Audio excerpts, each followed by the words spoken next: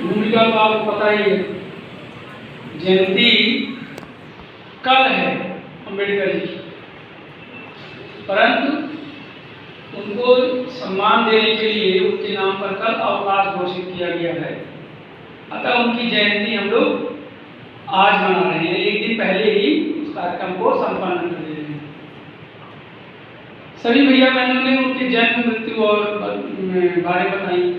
एक सवाल उठाया बहन आयुषी ने कि प्रारूप समिति में बहुत से सदस्य थे, फिर संविधान बनाने का सारा श्रेय उनको क्यों दिया जाता है? वो इसलिए दिया जाता है कि पूरे विश्व के सबसे बुद्धिमान व्यक्ति का दर्जा उनको प्राप्त था। जैसा कि आचार्य दीदी ने बताया कि वो 14 डिग्रियां उन्होंने हासिल की थी अपने शिक्षा प्राप्त करते हुए, और 9 भाषाओं पर उन्हें ज्ञान था, और बहुत ही कुशाग्र बुद्धि के थे। तो कहीं न कहीं उनका योगदान है ही, परंतु प्रारूप समिति के अध्यक्ष थे, यानी उस टीम के लीडर थे। तो आप लोग मैच देखते होंगे तो ये भी देखते होंगे कि पूरी टीम जीतती है, परंतु ट्रॉफी लेने के लिए केवल कैप्टन को ही बुलाया जाता है ना? और उस शील्ड पर उस कैप्टन का ही नाम लिखा रहता है। अब जैसे अपने विद्यालय की तुलना करिए, तो विद्यालय में कोई उपलब्धि होती है और या कोई सामान्य काम होता है, तो हम तो अपना सारा श्रेय आपको ही देते हैं, अपनी टीम को देते हैं, क्योंकि उन्हीं की बदौलत ये सारा काम हो रहा है। परंतु यदि विद्यालय से बाहर प्रांतीय स्तर पर विद्यालय को कहीं से सम्मान मिलेगा, तो वहाँ केवल प्रधानाचार्य को बुलाया जाएगा और कहा जाएगा कि प्रधानाचार्य आपका विद्यालय सबसे बढ़िया है। वास्तव में विद्यालय किसका है? वो विद्यालय समाज का है, उसमें पढ़ते भैया बहन हैं। अच्छा पढ़ेंगे, थोड़ा कम पढ़ेंगे, वो भैया बहन पढ़ेंगे, आचार्य जी लोग पढ़ाएंगे उसको, लेकिन श्रेय कौन ले जाएगा? प्रधानाचार्य ने। ठीक है, कई बार मिलता भी है इनको।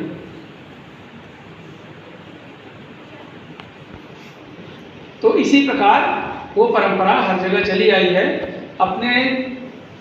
अपने संस्कृति है कि हम अपने मुखिया को ही आगे रखते हैं और सब कुछ उन्हीं के नाम पे करते हैं। एक और बात भैया बहनों ने बताई कि अम्बेडकर जी बहुत गरीब परिवार के थे। ये सच नहीं है भाई। उनकी जीवनी में लिखा है उनके पिताजी सेना के में सूबेदार पद पे थे, यानी सिपाही भी नहीं थे, सूबेदार पद पे थे। जो उन दिनों अंग्रेजों की सेना में रहता था, उसको पैसे रुपए की कमी नहीं होती। आप लोग जानते हैं ना, उस समय के जो अंग्रेजों के सेवक रहते थे, वो आज भी अरबपति बने हुए हैं और उस समय भी थे। और फिर एक विचार करिएगा एक बात पर कि यदि ये गरीब होते तो 14 भाषाओं का ज्ञान कहाँ से होता इनको, और 14 डिग्री और 9 भाषाएं कैसे पढ़ लेते हो? 14 डिग्री अपने गरीबी वाले घर में गांव में तो पढ़े नहीं होंगे। उस समय तो गांव में प्राइमरी के अलावा कुछ रहता नहीं था, तो वो पढ़ने उतनी बड़ी शिक्षा लेने के लिए इनको शहरों में जाना पड़ता होगा। और आप लोग गांव से जो आए हैं, वो शहर में रह रहे हैं, जानते हैं खर्च किस हिसाब से होगा। मान लीजिए उस समय आज के मुकाबले बहुत सस्ता जमाना रहा होगा, लेकिन जो रहा होगा आज के हिसाब से वो महंगा ही रहता होगा। समय कभी सस्ता और महंगा नहीं होता, अपने हिसाब से चलता है। तो उस समय भी इनके लिए बहुत महंगा ही था, सारी सुख सुविधाएं इनको सुलभ थी। और ये सेना में सूबेदार पद पर थे, और ये महाराजा गायकवाड़ की सेना में थे, ये भी आपको पता होना चाहिए। और महाराजा गायकवाड़ के सबसे विश्वास पात्र लोगों में थे, इसलिए इनका पालन पोषण गायकवाड़ के राजमहल में हुआ था, एक राजकुमारों की तरह। और ये विदेश में पढ़ने जाते थे, वायुयान से आने जाने। सोच लीजिए कि जिस समय को आप लोग बहुत गरीब और दलित समझते हैं, उस समय ये विमान से पढ़ने विदेश में जाते थे, कई देशों में, अलग अलग देशों की डिग्रियां हैं इनके पास। गरीब होते तो क्या ये संभव था विदेशों में जाना? और ये पहले समय में तो गरीब के गांव से शहर तक नहीं आ पाते थे।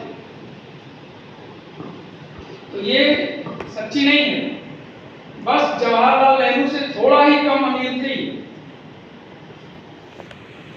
उनके कपड़े पेरिस चले जाते धुलने, और इनके कपड़े उस समय भी महाराष्ट्र की लैंड में धुलते थे।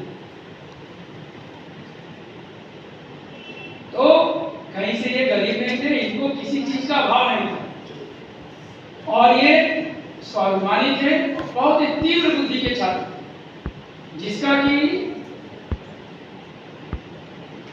परिणाम स्वरूप ये जब आगे बढ़े, देश की राजनीति में शामिल हुए। ये बहुत ही उच्च कोटि के वकील भी थे, इसीलिए इनको कानून मंत्री बनाया गया। जब कानून मंत्री बने और देश का संविधान बनाने की बात आई, तो इनके इतने बृहद ज्ञान को और शास्त्र बुद्धि को देखते हुए इन्हें महत्वपूर्ण ये जिम्मेदारी दी गई। और इन्होंने जो अपने समाज के, जहां तक है समाज के सुधारक थे और नेता थे, तो इन्होंने अपने समाज के लिए बहुत कुछ किया। और इनका जो सबसे बड़ी शिक्षा थी, वो चाहते थे कि हम शिक्षा के क्षेत्र में आगे बढ़े। अपने जीवन के अंतिम समय तक इनका ये प्रयास था कि जो समाज, जिस समाज को लोग पिछड़ा समझते हैं, दलित समझते हैं, या पहले कभी अछूत समझते थे, उस समाज के बच्चे पढ़ लिख कर ज्ञान के बल पर आ गए, जिसको कि आगे आने वाली सरकारों ने राजनीतिक लाभ के लिए इनका एक मंत्र भूल गए कि ज्ञान के बल पे आ गए। इनकी बहुत बड़ी इच्छा थी अम्बेडकर जी की कि ज्ञान के बल पर अपनी पहचान बनाओ, क्योंकि वो पहचान कभी खो नहीं सकती। ज्ञान तुमसे, तुम्हारा कोई ज्ञान छीन नहीं सकता। पैसा रुपया सब छीन सकते हैं, लेकिन तुम्हारा ज्ञान कोई नहीं छीन सकता। जबकि आपके आगे के जो राजनीतिकार थे, उन्होंने इनके बयान को तोड़ मरोड़ कर और अपने स्वार्थ के हित से जो है उसको अलग किया। अम्बेडकर जी जो आरक्षण दिया गया है, अम्बेडकर जी इस आरक्षण के पक्ष में कभी नहीं थे। उन्होंने उसी समय बता दिया था कि आरक्षण को अगर बहुत अधिक समय तक जारी रखा जाएगा तो आगे आने वाले समय में आरक्षण का दुष्परिणाम भी देखने को मिलेगा। आजकल अपने समाज में इसका दुष्परिणाम देखने को मिल रहा है, और उसमें शिक्षक समाज भी शामिल है।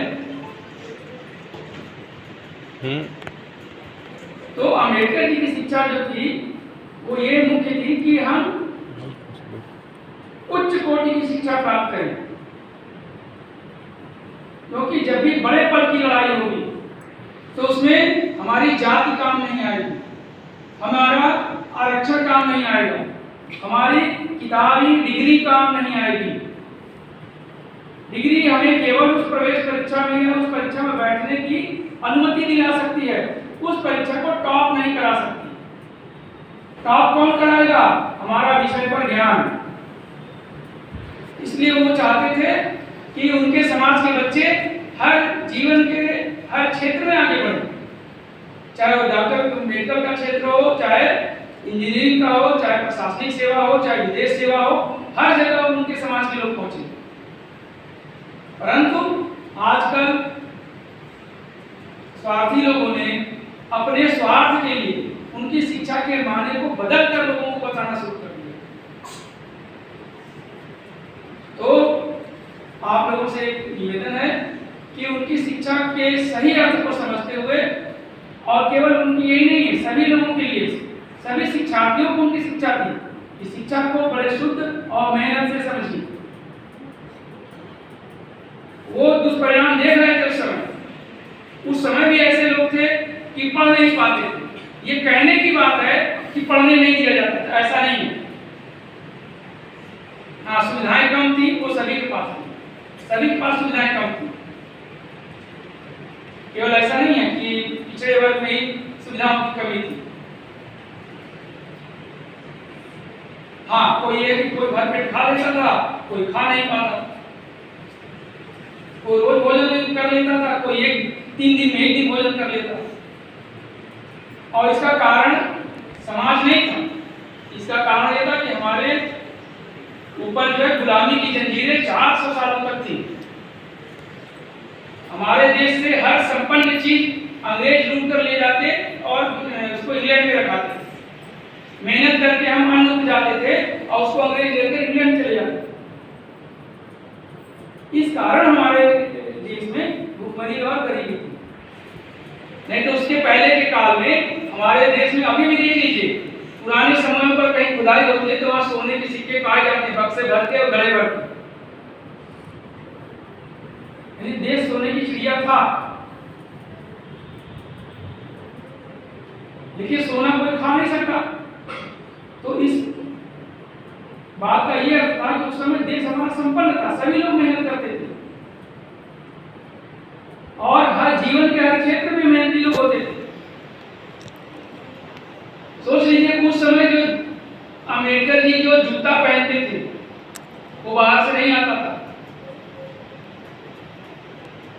वो यही देश में बनता था। यानी उस समय जो जूता बनाने का काम लोग करते थे वो आधुनिक टेक्नोलॉजी को जानते थे, कैसे चमड़े को सही करना है, कैसे उसको उच्च कोटि का चमड़ा बनाना है और कैसे इसका जूता बनाना है। हमारे घरों में उस समय भी बर्तन रहते थे, उस समय भी वस्त्र थे। समय के मुकाबले पिछड़ गए, अंग्रेजों के गुलाम हो गए। उसका भी कारण समाज की अशिक्षा ही था।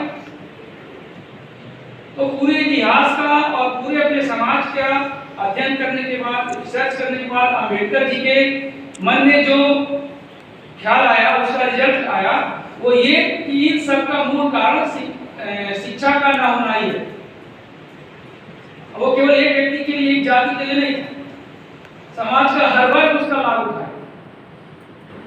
आवाज में देख लीजिए, चाहे आप जिस जात के, पंडित जी हैं लेकिन वो पता क्या कर रहे हैं, जूता बेच रहे हैं। क्यों? ठाकुर साहब हैं, वो क्या कर रहे हैं, वो कहीं मुर्गे का दुकान खोले, मुर्गा काट। लेकिन कोई पिछड़े वर्ग का बच्चा है, वो IAS टॉप करके जिलाधिकारी बना हुआ। तमाम ऐसे आप लोगों को उदाहरण मिले समाज में। शिक्षा पर पहले भी किसी एक व्यक्ति का अधिकार नहीं था, हाँ, लेकिन उसका अध्ययन कठिन था। अब आज अपने से तुलना कर लीजिए, आज आपके पास गूगल मौजूद है, किताबें मौजूद हैं, उनकी गाइड मौजूद है, 22 टीचर मौजूद हैं, मम्मी पापा मौजूद हैं, हर तरफ से सारी सुविधा आपको दे दी गई है। तब भी पढ़ाई आप लोग देख ही रहे हैं, इसमें अपने अपने पढ़ाई का स्तर देख रहे हैं। इतनी सुविधा मिलने के बाद हमारा पढ़ाई नहीं याद है, तो उस समय तो सुविधाओं का अभाव पहले से था। पढ़ने के बारे में बहुत कम लोग सोचते थे, लेकिन जो सोच लेते थे वो पढ़ भी लेते थे और वो आगे निकल भी जाते थे। जो तब होता था वही अब भी होगा। कि अम्बेडकर जी की जो इच्छा थी कि समाज के सभी बच्चे उच्च कोटि की शिक्षा प्राप्त करें। उच्च कोटि की शिक्षा प्राइमरी शिक्षा पर ही आधारित होती है। जहाँ प्राइमरी शिक्षा की बात आ गई, वहाँ हमारे छोटे मोटे नन्हे मुन्ने बच्चे आ गए।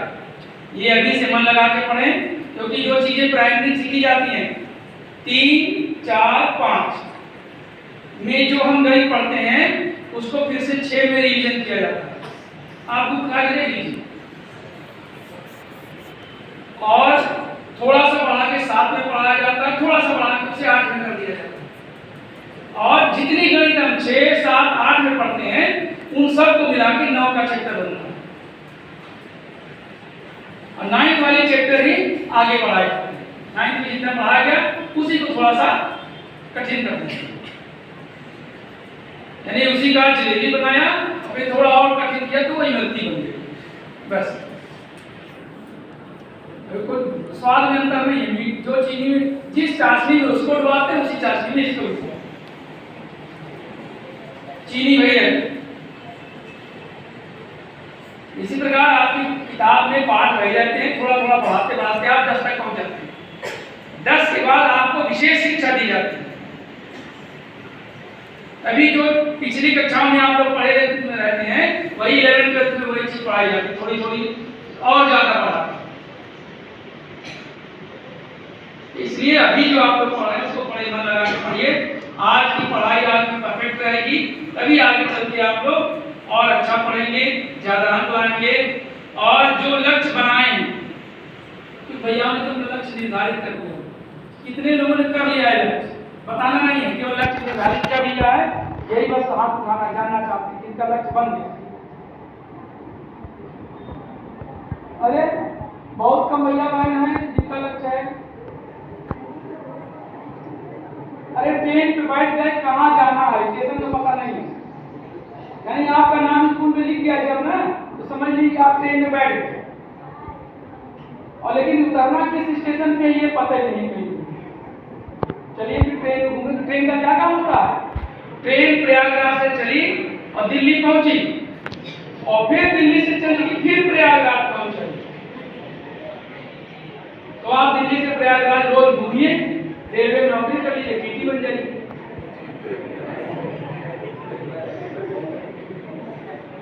लक्ष्य निर्धारित करें और उस लक्ष्य को पाने के लिए हमको कितनी मेहनत करनी पड़ेगी खुद करें, और अपना मूल्यांकन खुद करें कि हम कितना मेहनत कर रहे हैं उस लक्ष्य को पाने। जय भारत, जय हिंद।